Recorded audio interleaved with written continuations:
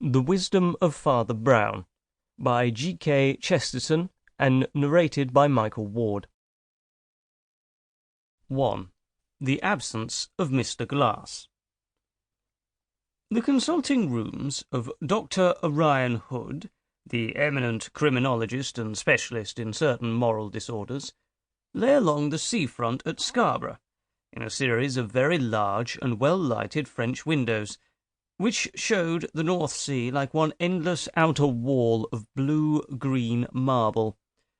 In such a place, the sea had something of the monotony of a blue-green dado, for the chambers themselves were ruled throughout by a terrible tidiness, not unlike the terrible tidiness of the sea.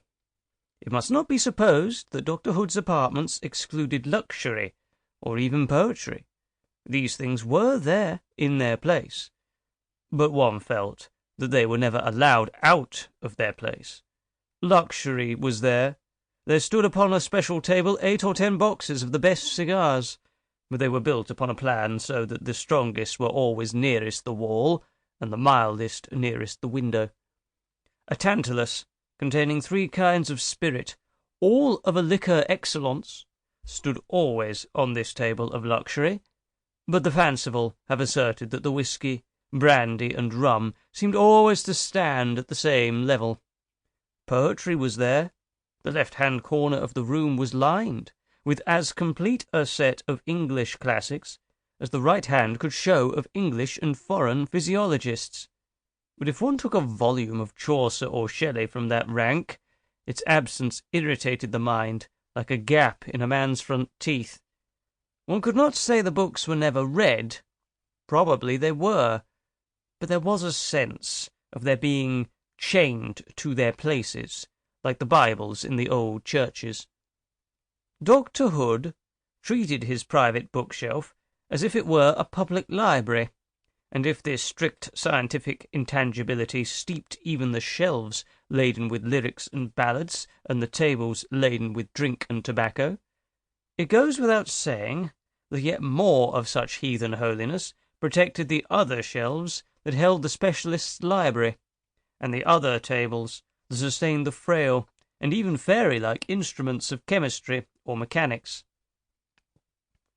Dr. Hood paced the length of his string of apartments, bounded, as the boys' geography say, on the east by the North Sea, and on the west by the serried ranks of his sociological and criminologist library.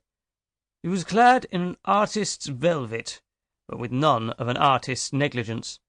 His hair was heavily shot with grey, but growing thick and healthy.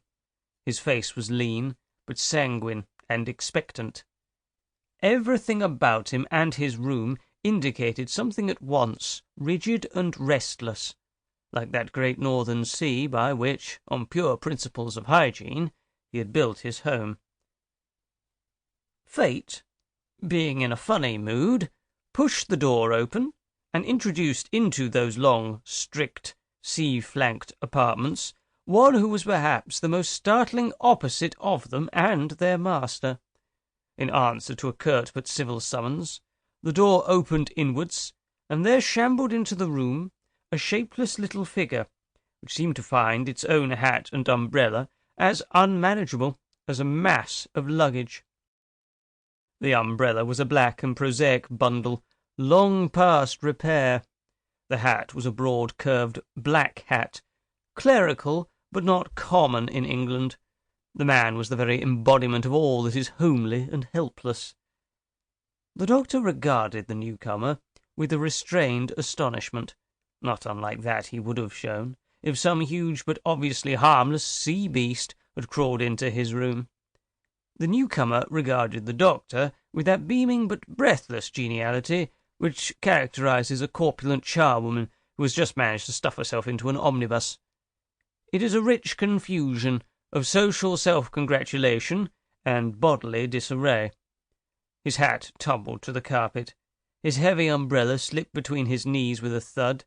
He reached after the one and ducked after the other, but with an unimpaired smile on his round face, spoke simultaneously as follows. "My name is Brown. Pray excuse me. I've come about their business of—" Sample complete. Ready to continue?